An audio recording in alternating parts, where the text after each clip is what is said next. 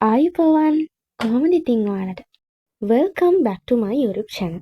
ඉතින් මේ වීඩියෝ එක 2026 බයොලොජි A level කරන ඔයාට Unit 2 එකෙන් එන්න පුළුවන් තවත් essay එකක් ගැන.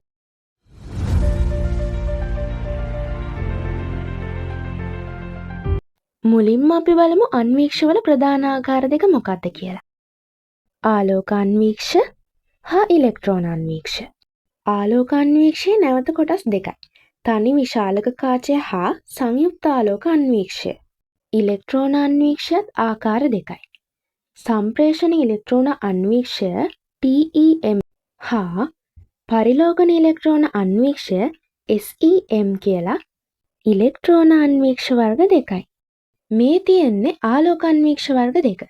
උඩ රූපයේ තියෙන්නේ සරලතම අන්වීක්ෂය වන තනි විශාලක කාචය. පහළ රූපයේ ඔයාට සංයුක්ත ආලෝක අන්වීක්ෂය පේන්න තියෙනවා. මේ තියෙන්නේ ඉලෙක්ට්‍රෝන අන්වීක්ෂ වර්ග දෙක. උඩින් ඔයාට පේන්න තියෙන්නේ TEM. ඒ කියන්නේ සම්ප්‍රේෂණ ඉලෙක්ට්‍රෝන අන්වීක්ෂය. පහළින් ඔයාට පේන්න තියෙන්නේ SEM. ඒ කියන්නේ පරිලෝකන ඉලෙක්ට්‍රෝන අන්වීක්ෂය. ට්‍රාන්ස්මිෂන් ඉලෙක්ට්‍රෝන මයික්‍රොස්කෝප් සහ ස්කෑනින් ඉලෙක්ට්‍රෝන මයික්‍රොස්කෝප් කියන දෙක තමයි මේ තියෙන්නේ. අද මම මේ ටොපික් එක ඔයාලට එසේ ප්‍රශ්නයක් විදිහට පාඩම් කරන්න කියලා දෙනවා.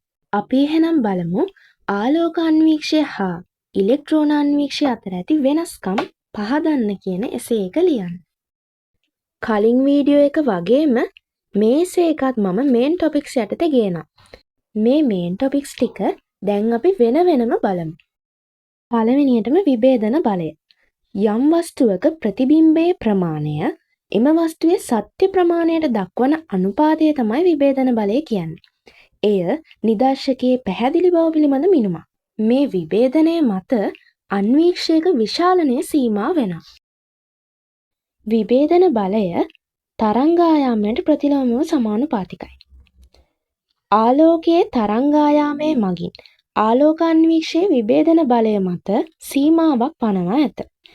විභේදන බලය තරංගායාමයට ප්‍රතිලෝමව සමානුපාතික වීම මත සාපේක්ෂව අඩු තරංගායාම සහිත වෙනත් විකිරණ ආකාර භාවිතා කිරීමට විද්‍යාඥයන් උත්සාහ කිරීම මගින් ඒකේ ප්‍රතිඵලයක් විදිහට ඉලෙක්ට්‍රෝන අන්වීක්ෂය දියුණු වුණා. සාපේක්ෂව අඩු තරංගායාම යොදා ගන්නවා කියන්නේ එතන විභේදන බලය වැඩි කර ගැනීම තමයි විද්‍යාඥයන් උත්සාහ කරේ.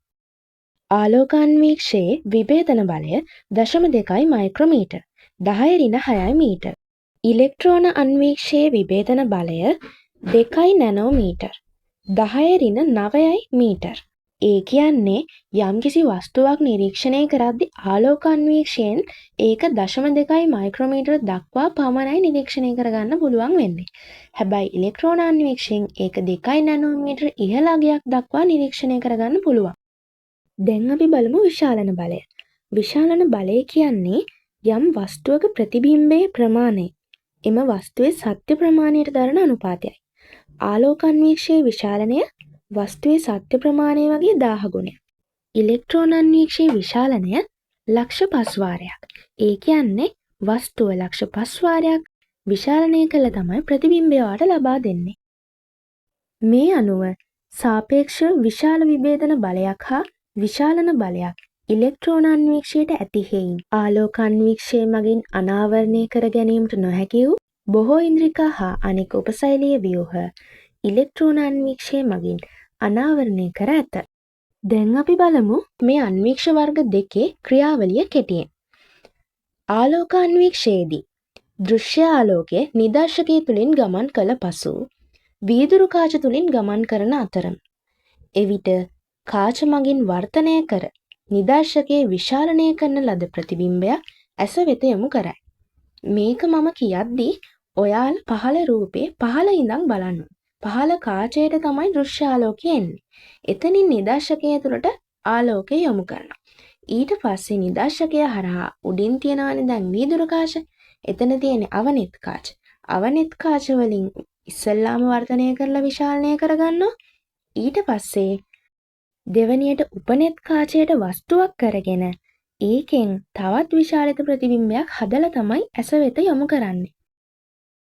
ඉලෙක්ට්‍රෝන අන්වීක්ෂයේදී ඉලෙක්ට්‍රෝන කදම්බයක් නිදර්ශකය හරහා හෝ එහි මතුපිට පෘෂ්ඨයට නාභිගත කරනවා.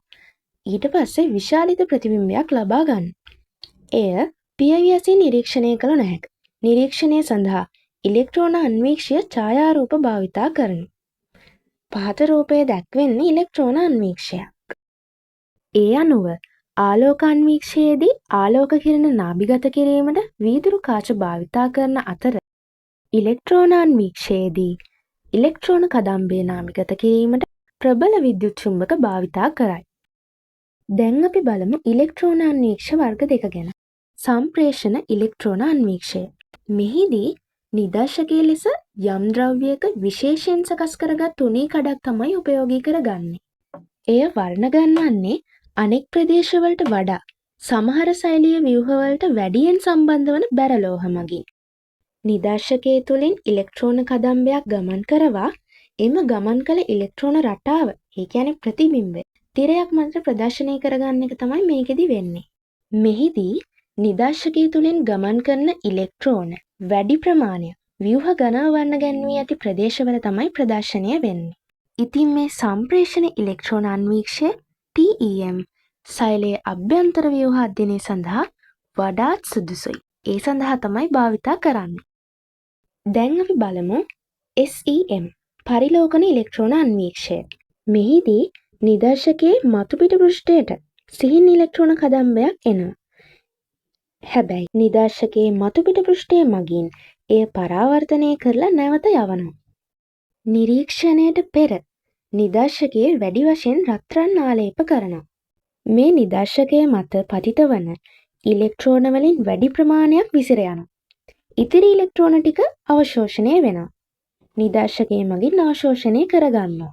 ඉතින් මේ SEM පරිලෝකන ඉලෙක්ට්‍රෝන අන්වීක්ෂය මතුපිට පෘෂ්ඨයේ ත්‍රිමාන පෙනුම නිරීක්ෂණයට වඩාත් සුදුසු වෙනවා.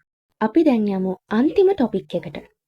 ප්‍රධාන අන්වීක්ෂ වර්ග දෙකේ භාවිත වන නිදර්ශකවල වෙනස්කම්.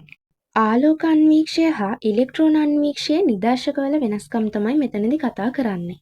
ආලෝක අන්වීක්ෂයේදී නිරීක්ෂණ සඳහා ආලෝක කිරණ භාවිතා කරන අතර ඉලෙක්ට්‍රෝන අන්වීක්ෂයේදී නිරීක්ෂණ සඳහා ඉලෙක්ට්‍රෝන කදම්බයක් තමයි භාවිතා කරන්නේ. ඉතින් ආලෝක අන්වීක්ෂයේදී ජීවී හා අජීවී නිදර්ශක දෙකම අපිට නිරීක්ෂණය කරගන්න පුළුවන් වුණාට ඉලෙක්ට්‍රෝන අන්වීක්ෂයේදී නිරීක්ෂණය කරගන්න පුළුවන් අජීවී නිදර්ශක පමණයි. ආලෝක අන්වීක්ෂයේදී නිදර්ශකයේ සත්‍ය වර්ණ නිරීක්ෂණය කරගන්න පුළුවන් වුණාට ඉලෙක්ට්‍රෝන අන්වීක්ෂයේදී එහෙම සත්‍ය වර්ණ නිරීක්ෂණය කරන්න බෑ.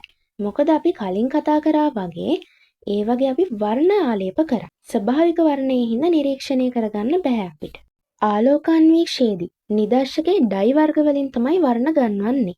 හැබැයි ඉලෙක්ට්‍රෝන අන්වීක්ෂයේදී නිදර්ශකයේ වර්ණ ගැන්වීමට බැරලෝහ භාවිතා කරනවා. ඒ කියන්නේ TEM වල නිදර්ශකයේ වර්ණ ගැන්වීම බැරලෝහ වලින් අතර SEM වල නිදර්ශකයේ වර්ණ ගැන්වුවේ රත්රන් වලින්. අදට වීඩියෝ එක එහෙනම් ඉවරයි. මේ වගේ දිගම දිග එසේ එකක් වුණත් ලේසියෙන් මතක තියාගන්න ඕන. ඔයා දිගටම සෙමි සයන්ස් එක රැඳිලා ඉන්න. Thank you හැමෝටම. ඔයාලා හැමෝටම good luck.